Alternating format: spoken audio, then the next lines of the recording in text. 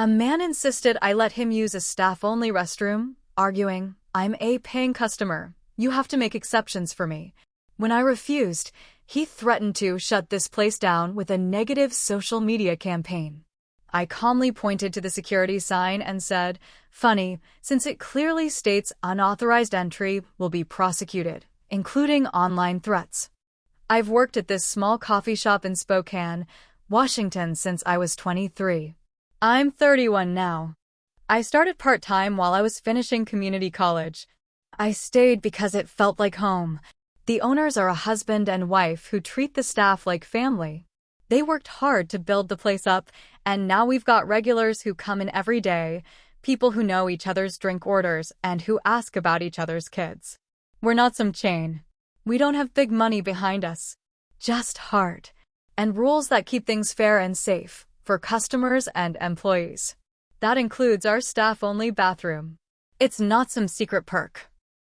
It's small, cramped, and used mostly for breaks, quick changes, or when we just need 5 minutes to breathe. It's tucked in the back hallway where we keep our cleaning supplies and stock. There's a clear sign that says, "Employees only. Unauthorized use may lead to removal or prosecution. Security monitored." It's there for a reason.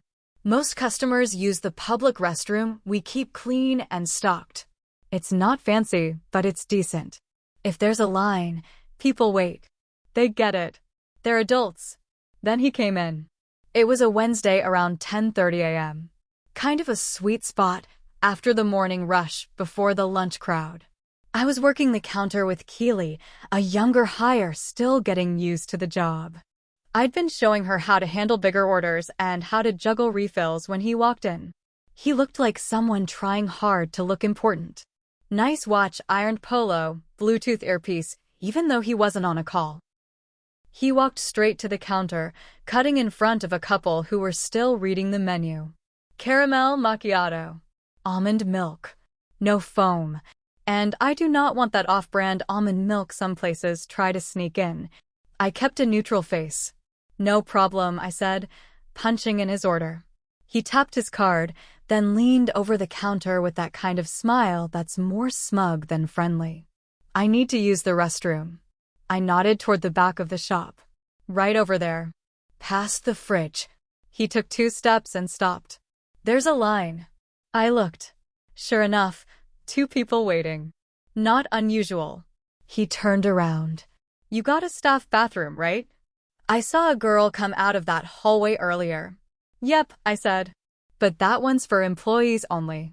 "I'm a paying customer," he said louder. "I'm not waiting in line. Just let me in real quick. No one will even know." "I will," I said.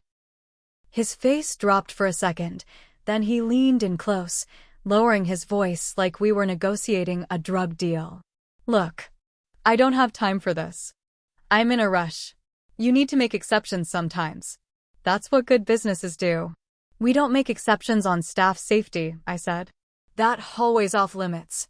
He rolled his eyes. "This is ridiculous. I'm a paying customer. I can't believe you're doing this. Do you know how easy it would be for me to shut this place down? One post. One video. I have a huge following. People listen to me." That's when I pointed to the sign. The one with the security warning. The one he clearly ignored. "It's funny," I said, calm as ever, "since it clearly says unauthorized entry will be prosecuted, including online threats." He stared at the sign. I let the silence hang. For the first time, he didn't have a response.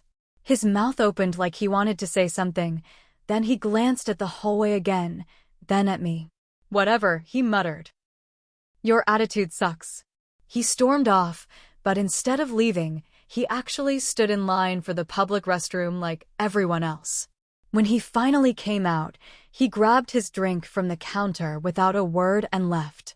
I figured that was the end of it. The next morning, Keely called me before her shift. "Did you see the Yelp review?" I hadn't. But when I checked, there it was. 1 star. Hostile staff. Refused basic human decency. Power-tripping manager. Treated me like trash even though I spent money. I've never been so embarrassed in my life. He didn't use his real name, but the details? The timing? It was him. No doubt. And it didn't stop there. Later that day, we got tagged in a Facebook post with our logo and the caption, "This is how small businesses treat paying customers now?" Shameful. It got shared more than I expected. Strangers began leaving comments, people who'd never stepped foot in our shop. I knew I had to do something. So I started digging. He'd claimed he had a big online following. I started going through the shares, the tags, the usernames. I finally found a video he'd posted before the bathroom drama. He was a small-time local influencer, if you could call him that. Did car reviews. Ranted about restaurants. Mostly got 300 to 400 views per post. Nothing big. But he was trying to be something. That much was clear. He had a YouTube channel, a TikTok, and a Facebook page with his real name on it. And that's when I saw something interesting. 2 years ago, he did a sponsored post for a local real estate firm, talking about trust and community values.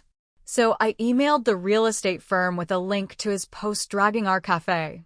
I asked politely if this was the kind of spokesperson they wanted.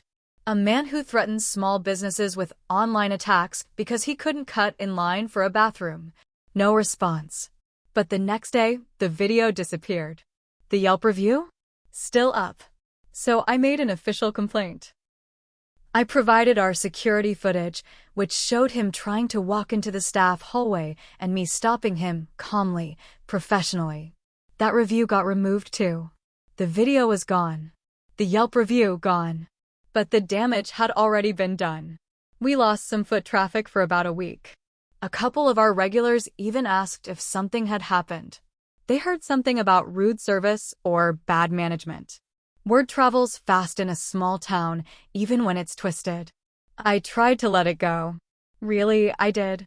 But I kept thinking about him. The way he walked in like he owned the place. The way he threatened us without blinking. And how fast he turned when I didn't fold. I wasn't looking for a fight. But he picked one. And now I was going to finish it.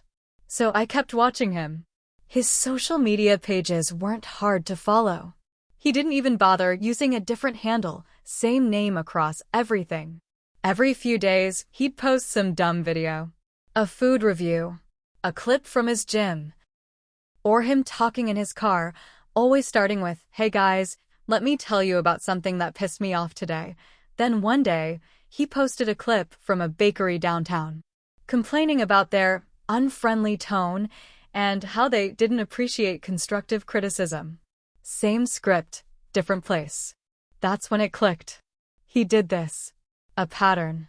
Go into a place, make a scene, stir something up, then twist it into content. Get attention. Feed the algorithm. Rinse, repeat. He didn't want coffee.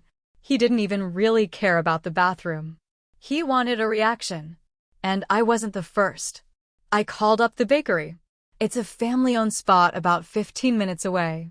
I didn't tell them everything. Just asked if they had a weird run-in with a guy in a polo who liked to film stuff. The manager sighed.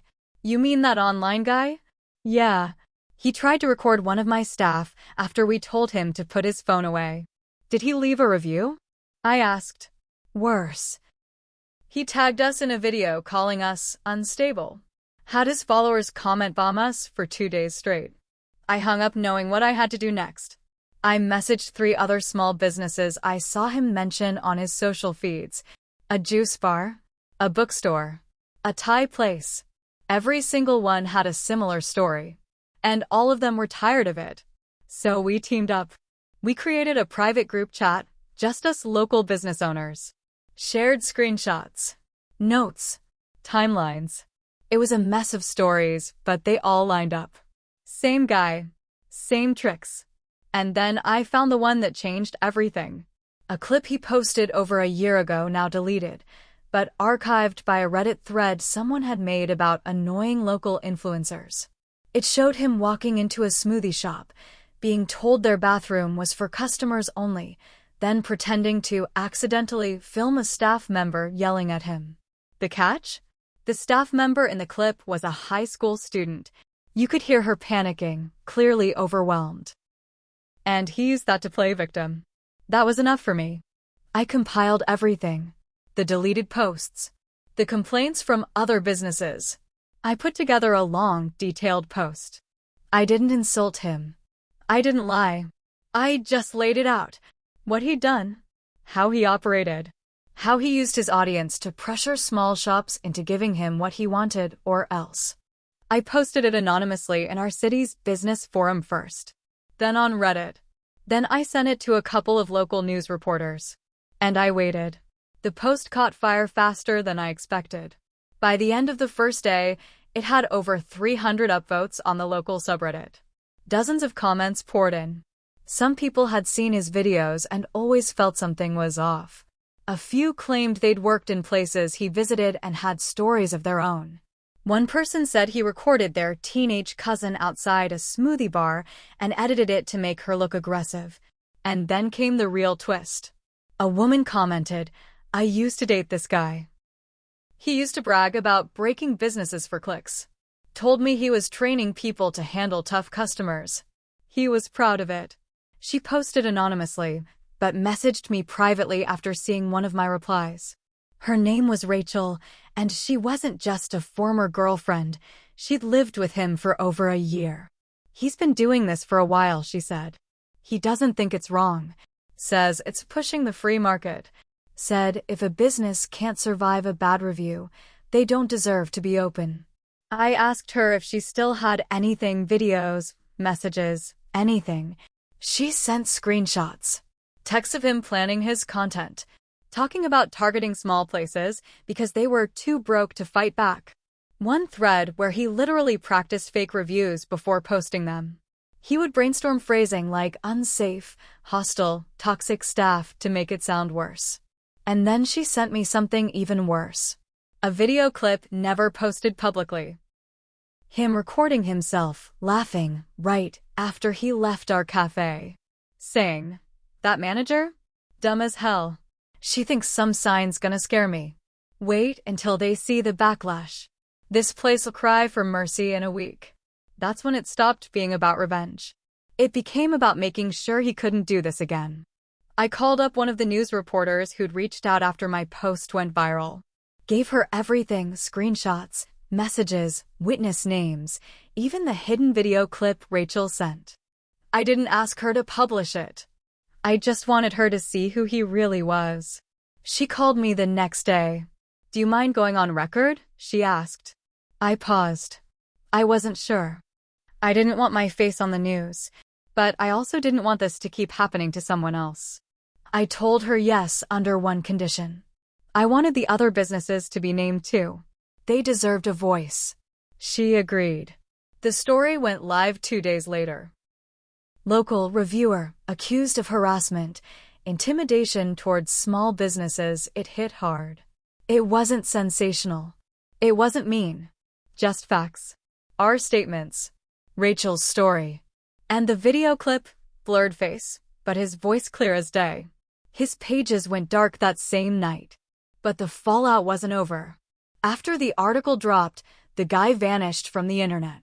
His TikTok went offline. YouTube videos disappeared. Facebook scrubbed. No new content, no replies. People started wondering if he'd left town. But he hadn't. One of our regulars, Mitch, a quiet guy who worked in city permitting, came in a few days later, sipping his usual black coffee. "You know he filed a defamation complaint," he said, casually flipping through his phone. "Against the article." "Not you." Probably hoping to get it pulled. I felt a jolt in my chest. "Can he do that?" "He can try," Mitch said. "But the screenshots? The video? It's not looking good for him." Turns out, the reporter had already spoken with the lawyer. Everything she printed was backed up. But that didn't stop him from trying. He wanted revenge too on me, on the cafe, on anyone who helped expose him. The next few weeks were tense. We got a letter from some attorney claiming we'd ruined his personal brand. My bosses freaked out. They'd stood by me the whole time, but now legal fees were on the table. They asked me gently if maybe I could just let it go. I almost said yes. But then Rachel texted me again. "Thought you'd want to know he's trying it again. Different town. Different name. She sent a screenshot of a new social media profile. Different username, but same voice. Same style. Already calling out a coffee shop in Coeur d'Alene. That's when I lost it. I drove out there. 2 hours on the highway, thinking about every lie he told, every young worker he filmed without consent, every business owner he tried to ruin for clicks. I walked into the shop and asked to speak to the manager. She was younger than me. Frazzled. Looked exhausted. Tall guy with a camera, she said when I described him. Told us he was a mystery shopper working for a blog. She showed me her phone. He had posted their storefront just an hour earlier, saying the staff were argumentative and unhygienic. It was already getting likes. I gave her everything. The article. The screenshots. Rachel's messages. I told her what was coming if she didn't push back now. Together, we filmed a short, calm video. Just her voice explaining what really happened. She posted it with proof, his messages, his lies, everything. It got shared faster than anything he ever made. That was the final nail. More people came forward. Ex-friends. Former coworkers. His old college roommate. All of them told stories that lined up. He was manipulative, obsessive, and had a thing for taking people down to feel big. His name hit Google News. His real estate sponsor from 2 years ago? They released a statement cutting ties and regretting any past affiliation. He tried to file one last complaint. But now he had zero credibility. Courts didn't want to hear it. One judge dismissed it outright, saying he was acting in bad faith. I didn't cheer when I heard it. I just felt tired. The cafe survived. The bakery, the bookstore, the juice bar, they did too. Business actually got better. People came in to show support. Bought drinks. Left notes. A few even said, "We saw what you did." Thank you. But I didn't feel like a hero. I'd spent weeks focused on destroying someone. Even if he deserved it, I stopped sleeping. I was sharp with customers. I yelled at Keely one day when she forgot to restock lids. I apologized, but it stuck with me. I let him pull me into his game. And I hate that. He lost everything, his brand, his following, even his job. He finally deleted all his accounts. Last I heard, he moved south. Trying to start fresh. But word travels. Especially the truth. As for me, I took a break. 2 weeks off. No screens. Just walks, quiet time, and a lot of thinking. Because revenge feels good, until it doesn't. I did what I had to do. But next time, I hope there isn't a next time. I hope people like him run out of places to poison. And if they don't? Well, at least now we know how to fight back.